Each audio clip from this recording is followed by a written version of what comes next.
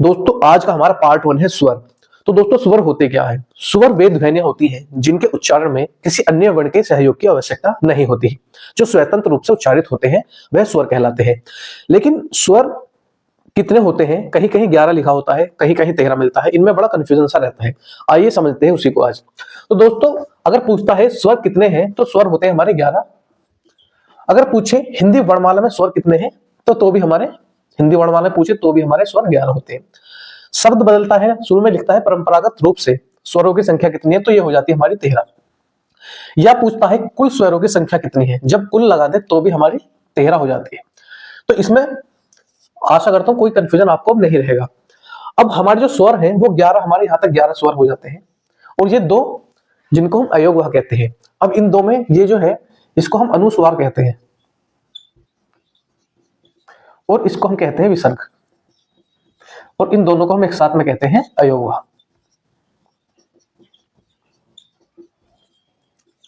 और दोस्तों जो ये अयोगवाह है, जब ये स्वर के साथ मिलते हैं तो ये एक व्यंजन की तरह कार्य करते हैं, और जब ये व्यंजन के साथ मिलते हैं तो स्वर की भांति ये कार्य करते हैं। अब दोस्तों इन स्वरों में 11 जो स्वर हैं हमारे यहाँ तक, इनमें जो ए है, इस ए को हम शहीद स्वर के नाम से भी जानते हैं। और इस ए की कोई मात्रा नहीं होती, ए की कोई मात्रा नहीं होती।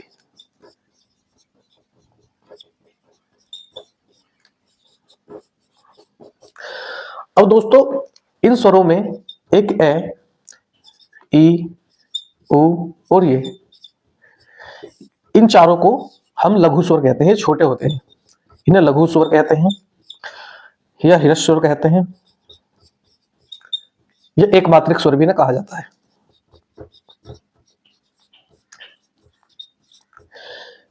क्योंकि इनमें उच्चारण करने में बहुत कम समय लगता है, एक मात्रा जितना समय लगता है, इसलिए इनको लघु स्वर, ह्रस्व स्वर, छोटे स्वर या एक मात्रिक स्वर भी इनको कहा जाता है।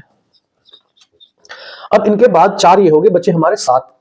अब इन 7 में हमारा ए, आई, ओ, औ, इनको हम कहते हैं विजातीय। विजातीय क्यों कहते हैं? क्योंकि ये दो अलग अलग स्वरों से मिलकर बनते हैं। जैसे ए की बात करें तो ए का ए जमा ई से मिलकर ए का निर्माण होता है। ओ की बात करें, ए जमा ऊ से ओ का निर्माण होता है। तो ये भी अलग है, ये भी अलग है, अलग अलग जातियों से के वर्णों से बनते हैं, तो इसलिए इनको विजातीय कहा जाता है। अब हमारे बचते हैं 3, आ, ई और उ। इनको हम कहते हैं सजातीय, यानी कि एक जाति के, एक से जाति से बने हुए एक जाति के। तो इनका निर्माण होता है, जैसे आ की बात करें हम तो ए और ए एक से है, दोनों एक जाति के, तब जाकर हमारा आ बनता है। बात करें ई की, ई जमा ई, इससे बनकर ये बड़ी ई का निर्माण होता है, तो दोनों ही एक जाति के हैं। उसी प्रकार ऊ की बात करें तो ऊ जमा ऊ से हमारा बड़े ऊ का निर्माण होता है, तो इसलिए इनको सजातीय कहा जाता है। दोस्तों जो स्वर है इनको वर्गीकरण के आधार पर 5 अन्य प्रकारों में बांटा गया है। जैसे उच्चारण अवधि के आधार पर, मुख के आधार पर, नासिका के आधार पर, ओष्ठ आकृति के आधार पर और जिह्वा के आधार पर। और इनके अंदर भी इनके कुछ सब पार्ट है, तो उस पर चर्चा करेंगे हम अगले पार्ट में। तब तक के लिए जय हिंद, जय भारत।